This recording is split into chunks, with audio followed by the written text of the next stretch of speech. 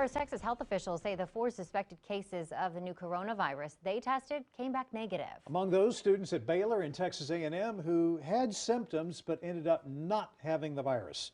KXAN's Phil Prazan is out on the UT campus exploring any impact for students here in Austin or in China.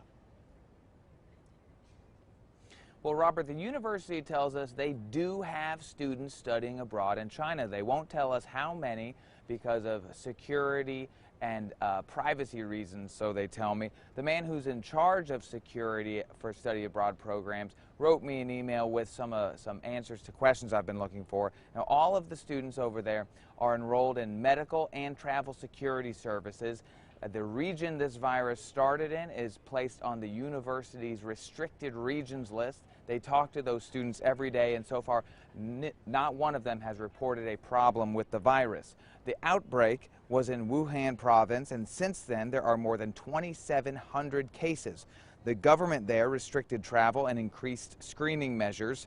The advice from UT Austin to students there is to be flexible, allow for extra time when traveling, avoid wet markets and farms, do not touch dead or live animals, and stay away from people who look like they're sick.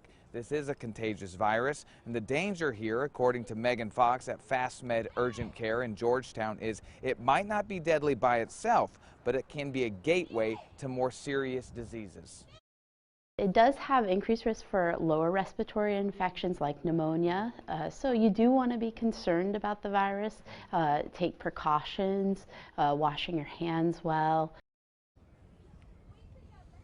St. Edward's University does not have any students abroad there. We're still waiting to hear back from Texas State University, and when we get that information, we will update you with that on KXAN.com. For now, we're live at University of Texas at Austin. Phil Prazan, KXAN News. All right, Phil, thank you. The U.S. State Department wants Americans to really think before traveling to China because of the coronavirus. There's a level 3 travel advisory, so that means to reconsider travel.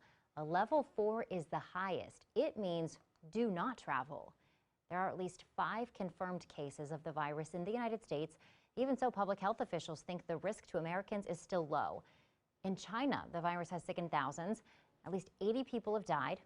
3 cities in China with a combined population of more than 18 million are locked down. Officials are trying to keep the virus contained. For context, that's more people than the populations of New York, Los Angeles, and Chicago combined. Concerns about the virus's effect on the global economy had the stock market down today. The Dow posted its worst day in 3 months, ending in the negative, falling more than 453 points.